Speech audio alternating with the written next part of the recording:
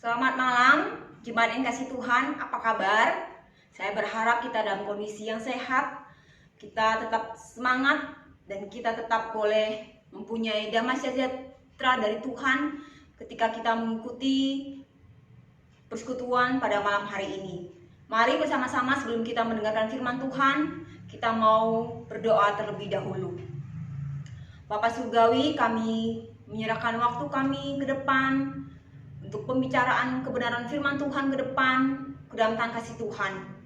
Berikan kami hati yang fokus, hati yang terarah kepada firman-Mu ya Tuhan, sehingga kami boleh mendengarkan dengan sungguh-sungguh, kami boleh mengerti kebenaran-Mu, dan kami boleh menjadikan itu sebagai prinsip dalam hidup kami ketika kami menjalankan kehidupan kami sehari-hari. Berkati setiap kami yang mendengarkan, pimpin hamba-Mu juga yang akan memberitakan. Di dalam nama Tuhan Yesus kami berdoa dan mengucap syukur. Amin. Bapak Ibu, tema kita pada malam hari ini adalah tentang pengkhianatan, the betrayal. Mari Bapak Ibu, kita mau membuka ayat Alkitab kita yang diambil dari Matius pasal 26 ayat 14 hingga 16. Matius pasal 26 ayat 14 hingga 16. Saya akan bacakan bagi kita semua. Kemudian pergilah seorang dari ke-12 murid itu yang bernama Yudas Iskariot kepada imam-imam kepala. Ia berkata, "Apa yang hendak kamu berikan kepadaku, supaya aku menyerahkan dia kepada kamu?" Mereka membayar 30 uang perak kepadanya. Dan mulai saat itu ia mencari kesempatan yang baik untuk menyerahkan Yesus. Bapak Ibu, jikalau berbicara tentang pengkhianatan, apa yang ada di dalam pikiran Bapak Ibu? Ketika kita mendengar tentang kata pengkhianatan, mengkhianati, dikhianati, itu bukanlah sesuatu hal yang gampang, bukan? Apa yang Bapak Ibu rasakan ketika Bapak Ibu merasa dikhianati oleh orang yang Bapak Ibu kenal dan bahkan orang yang terdekat? Pasti tidak nyaman, pasti ada rasa sakit. Dan kita tahu Bapak Ibu, biasanya orang berkhianat itu bukanlah sesuatu yang dilakukan secara tiba-tiba. Biasanya ada susunan rencananya. Biasanya sudah diatur. Nah, demikian pula yang terjadi dengan Yudas. Yudas ketika berkhianat dengan Yesus bukanlah sesuatu yang langsung secara tiba-tiba ia melakukannya. Dia melakukannya sudah terencana, sudah diatur. Bapak Ibu, kalau kita melihat kisah ini adalah kisah yang terjadi setelah Yesus diurapi di Betania. Kalau kita membaca Alkitab lain, Bapak Ibu, kita tahu siapa yang mengurapi Yesus, yaitu Maria. Dalam kitab ini tidak dikatakan ya siapa ya, tapi kalau kita baca kitab lain, kita akan menemukan bahwa yang mengurapi Yesus itu adalah Maria. Dan itu terjadi di Betania. Kisah Yesus diurapi terjadi di Betania. Nah, ketika Yesus sedang diurapi di Betania, maka pada waktu itu dikatakan di sini apa? Setelah diurapi, begitu ya, Yesus diurapi, maka dikatakan kemudian di ayat 14, kemudian pergilah seorang dari ke-12 murid itu yang bernama Yudas Iskariot kepada imam-imam di kepala. Bapak Ibu, jikalau kita melihat di sini, Yudas itu pergi ke imam-imam kepala. Nah, imam-imam kepala itu bukan tinggal di Betania, tetapi tinggal di mana? Di Yerusalem. Jadi Bapak Ibu bisa bayangkan ya, Yudas itu dia pergi berjalan ke Yerusalem, menuju Yerusalem untuk apa? Merencanakan gitu ya, pengkhianatan itu. Dia berkata kepada kepala imam kepala itu bahwa apa? Apa yang dapat kamu berikan kepadaku jikalau aku menyerahkan Yesus? Kalau kita tahu ya Bapak Ibu, perjumpaan mereka itu terjadi di Yerusalem, dan kalian tahu berapa mil perjalanan dari Betania ke Yerusalem. Ternyata itu ada perjalanan 2 mil. Jadi Yudas itu melakukan perjalanan 2 mil untuk apa?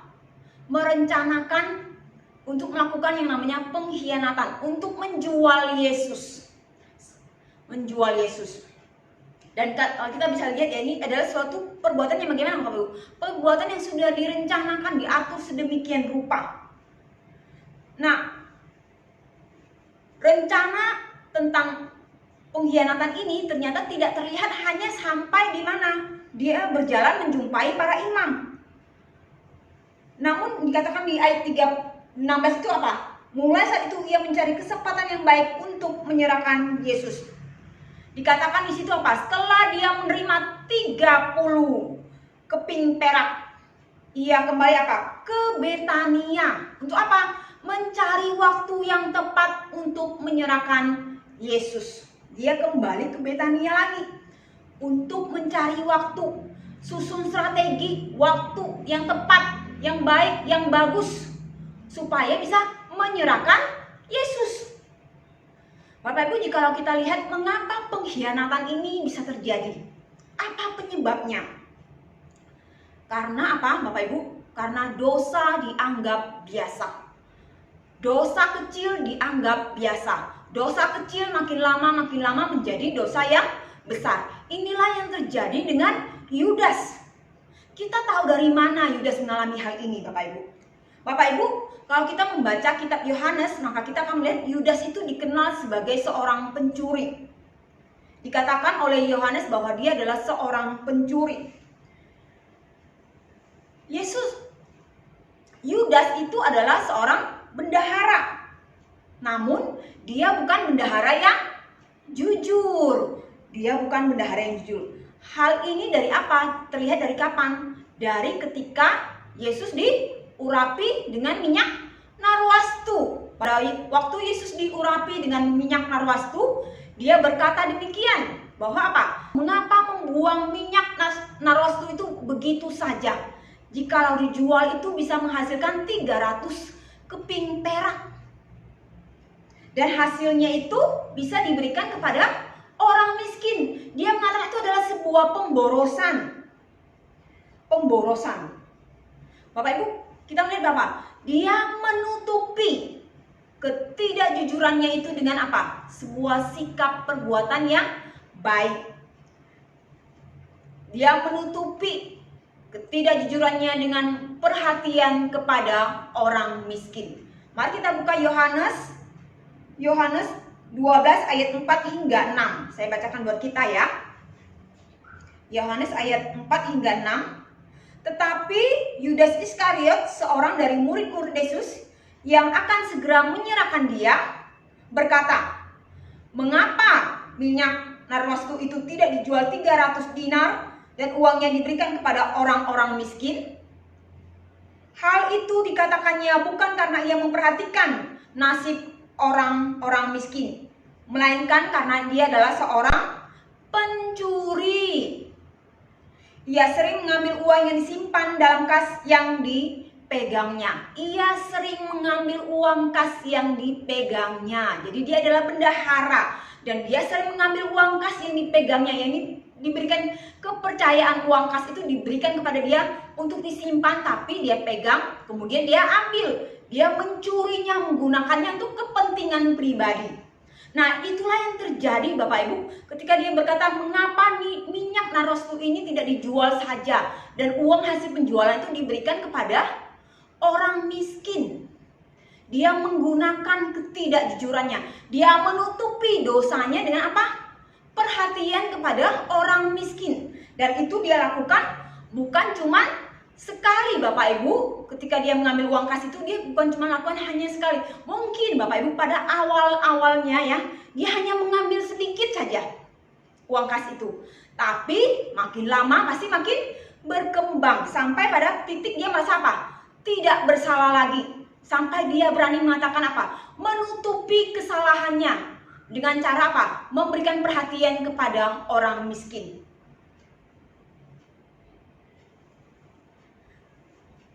Apa yang dia lakukan itu dari hari semakin hari dosanya yang mungkin terlihat kecil sedikit-sedikit menyebabkan apa? Dia tidak lagi merasa malu, merasa bersalah jikalau dia melakukan yang namanya ketidakjujuran atau dosa. Atau mengatakan, mengapa minyak narwastu ini tidak dijual kemudian diberikan kepada orang miskin hasilnya. Ia seolah-olah memperhatikan orang miskin. Tetapi padahal sebenarnya untuk apa? Untuk diambil uangnya, dipakai oleh dirinya, untuk kepentingan dirinya sendiri. Hatinya sudah berhenti berbicara. Hatinya berfokus kepada uang. Ia menutupi ketidakjujurannya dengan perhatian kepada orang miskin. Perbuatan dosa ia tutupi dengan perbuatan baik. Ia menyelubungi dosa dengan karakter yang baik, memperhatikan orang miskin, menolong orang lain, seakan-akan ia mengasihi orang lain. Dosanya dianggap kecil dan bukan hal besar karena sudah terbiasa. Ia menyusun rencana begitu strategis ketika dia hendak menjual Yesus. Apa yang dia lakukan Bapak Ibu pada malam itu? Pada malam penangkapan Yesus, dia membawa rombongan Romawi, pasukan prajurit Romawi, melakukan penangkapan itu di malam hari. Ketika kapan? Ketika Yesus sedang berdoa di taman. Dan ketika Yesus sedang berdoa di taman itu, kita tahu bahwa apa? Tidak ada orang banyak yang mengikuti Yesus pada waktu itu. Hanya para muridnya. Berarti hanya 11 murid Yesus dan Yesus sendiri. Ada 12 orang pada waktu itu. Dan dia membawa sepasukan rombongan prajurit pada waktu itu. Dan ia datang dengan terencana dan tenang. Dia melakukannya dengan begitu tenang dan luar biasa. Bapak Ibu, apa yang bisa kita pelajari dari hal ini? Dari cerita ini Bapak Ibu kita bisa belajar hal apa? Bencilah kepada dosa. Yudas berbuat dosa mungkin awalnya kecil. Mengambil uang kas sedikit, namun makin lama makin bertambah. Sehingga itu pun sudah terbiasa baginya. Akhirnya menjadi satu dengan dirinya. Yudas akhirnya bisa merasa apa? Tidak bersalah lagi dengan apa yang dia lakukan.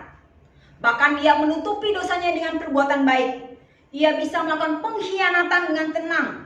Ia memanggil Yesus. Bapak Ibu kalau kita baca pada waktu malam penangkapan Yesus dengan sebutan apa? Rabi.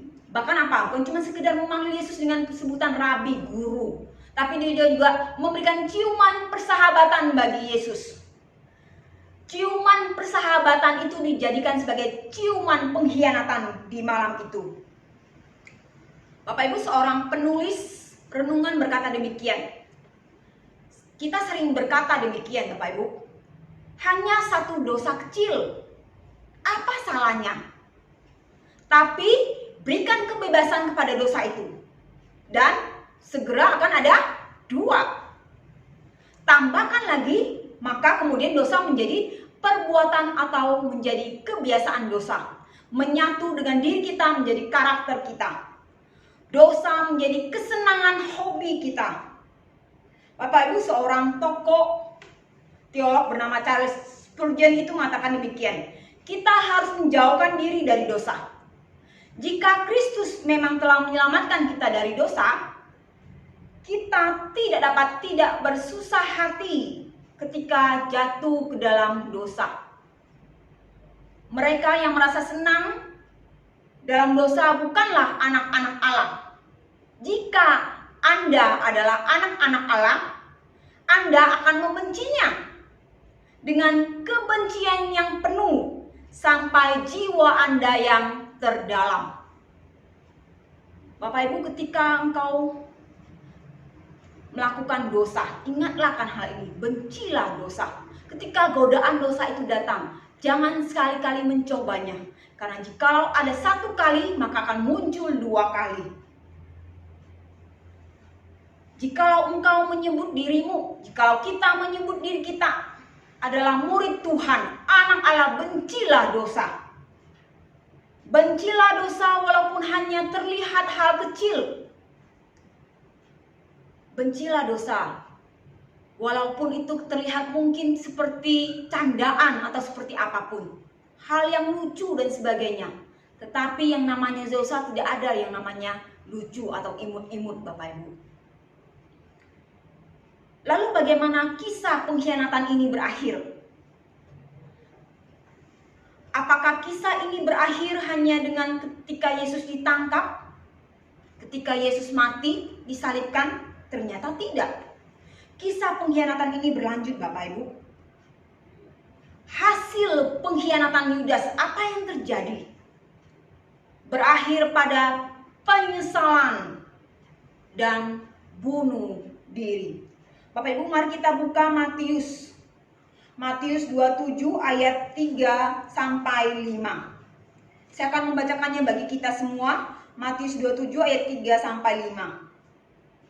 Pada waktu Yudas yang menyerahkan dia melihat bahwa Yesus telah dijatuhin hukuman mati, menyesallah ia. Lalu ia mengembalikan uang yang 30 perak itu kepada imam-imam kepala dan tua-tua dan berkata, "Aku telah berdosa karena menyerahkan darah orang yang tak bersalah." Tetapi jawab mereka, "Apa urusan kami dengan itu? Itu urusanmu sendiri." Maka ia pun melemparkan uang perak itu ke dalam bait suci, lalu pergi dari situ dan menggantung diri. Bapak Ibu, jikalau kita melihat kisah ini, Bapak Ibu, kisah tentang yang namanya kesetiaan, pengkhianatan, dosa, perbuatan dosa. Yudas itu tidak sendiri, Bapak Ibu. Bukan hanya Yudas yang melakukan yang namanya dosa. Banyak tokoh-tokoh Alkitab yang melakukan dosa. Dalam Perjanjian Lama kita melihat sendiri banyak tokoh-tokoh Alkitab yang juga melakukan dosa. Daud dicatat sebagai apa? Seorang yang berzina. Dia berzina dengan Betseba, bukan cuma hanya perzinahan yang dilakukan, tapi juga apa? Pembunuhan, rencana pembunuhan terhadap suaminya Betseba, yaitu Uria. Kemudian Yunus dikenal sebagai apa? Seorang misionaris yang melarikan diri ketika diutus ke Niniwe. Kemudian siapa lagi? Abraham, bapak orang beriman. Dia juga dicatat di dalam Alkitab, dikenal sebagai apa? Seorang yang berbohong 2 kali. Demi apa? Demi untuk keselamatan dirinya sendiri. Kemudian Yakub, penipu. Kemudian siapa lagi, Bapak Ibu? Bahkan kalau kita melihat, Bapak Ibu, kemudian kita melihat murid-murid Yesus yang lain. Murid-murid Yesus, siapakah di antara murid-muridnya pada waktu malam penangkapan itu yang bertahan bersama dengan Yesus, yang tidak lari meninggalkan Yesus sendiri, ditangkap oleh para prajurit? Tidak ada, Bapak Ibu. Semua melarikan diri. Semua melarikan diri, meninggalkan Yesus dibawa oleh para prajurit. Petrus menyangkal dia. Murid-murid dicatat oleh 4 Injil bahwa mereka meninggalkan Yesus. Siapakah dari antara mereka yang tetap setia mengikut Yesus? Tidak ada satupun yang setia.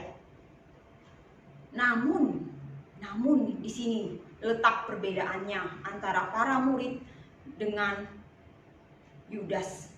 Bahkan tokoh-tokoh Perjanjian Lama, yaitu Daud, Abraham, Yakub, ada perbedaannya.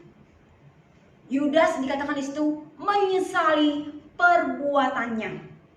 Tetapi dia hanya berhenti pada apa? Titik ia menyesali perbuatannya. Dia hanya sampai di titik penyesalan. Tidak ada yang namanya titik pertobatan. Tidak ada yang namanya titik pembelajaran. Yudas hanya berhenti pada penyesalan. Ia bukannya berusaha mencari pengampunan, kemudian memperbaiki keadaan, tidak, dia tidak melakukan hal itu. Dikatakan dalam Matius 7 ayat 25. Dikatakan di dalam Matius 7 ayat 5 maksud saya. Lalu ia pergi dari situ dan menggantung diri.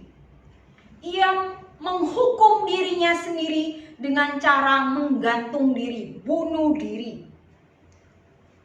Bapak Ibu, ketika kita melakukan kesalahan atau dosa, dan ketika kita hanya sampai pada titik yang namanya titik penyesalan, tidak ada kelanjutan dari itu, maka hidup kita, masa depan kita, harapan kita akan berhenti hanya pada titik itu. Tidak ada lagi namanya harapan, tidak ada lagi namanya hidup, tidak ada lagi yang namanya masa depan. Semua hilang. Hal itu berujung kepada yang namanya kesia-siaan atau maut. Hal ini berbeda, Bapak Ibu, jika kita melakukan kesalahan, muncul penyesalan, namun tidak hanya berhenti pada titik penyesalan. Ada proses pembelajaran ketika kita melakukan kesalahan. Ada yang namanya pertobatan ketika kita melakukan kesalahan. Ada yang namanya kita mau berusaha mencari pengampunan dari Allah. Kita melihat hal itu sebagai suatu proses pembelajaran yang kita lakukan bersama dengan Tuhan. Maka di situ akan ada apa? Harapan. Di situ akan ada yang namanya perubahan. Di situ akan ada yang namanya masa depan yang begitu cerah. Karena apa? Karena Allah yang kita miliki adalah Tuhan Allah yang mengasihi umatnya. Ia adalah Allah yang memanggil umatnya untuk kembali ketika mereka melakukan dosa. Yesaya 44 ayat 22 berkata demikian. Aku telah menghapus segala dosa pemberontakanmu, seperti kabut diterbangkan angin, dan segala dosamu seperti awan yang tertiup. Kembalilah kepadaku, sebab aku telah menebus engkau. Biarlah Bapak Ibu hal ini boleh mengingatkan kita ketika kita merasa dipenjara oleh yang namanya rasa bersalah, oleh yang namanya dosa. Datanglah kepada Tuhan dan biarkan Tuhan menemui kita. Bapak Ibu, konsekuensi dosa tetap akan ada.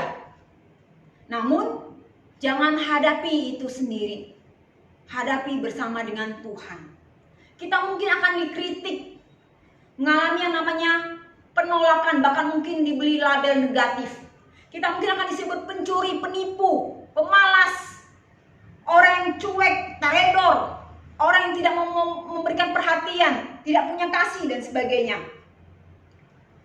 Tetapi Bapak Ibu, satu hal yang indah, kita tidak akan pernah yang namanya kehilangan status kita sebagai anak Allah, sebagai umat tebusannya. Bapak Ibu, Yesus sendiri masih memanggil Yudas sebagai teman ketika di malam penangkapan itu. Yesus memberi kita kesempatan selama kita masih hidup dalam dunia ini. Karena itu Bapak Ibu, bagi kita yang melakukan yang namanya dosa, apakah itu pengkhianatan, apakah itu yang namanya ketidaksetiaan dan sebagainya, datanglah kepada Yesus, datanglah kepada Tuhan Allah kita. Biarkan Dia membalut kita dan biarkan Dia menemui kita. Berikan hati yang terbuka untuk menerima Dia. Dan akuilah segala dosa kita, terimalah pengampunan daripada Dia. Jangan mengambil tindakan gegabah dengan cara menghukum diri sendiri. Tuhan itu mengasihi kita. Kita berharga di matanya. Sebagai orang berdosa, maukah kita kembali kepada Dia? Maukah kita kembali kepada penebus dan juru selamat kita? Dia Tuhan mengundang kita kembali. Mari kita satukan hati, kita berdoa.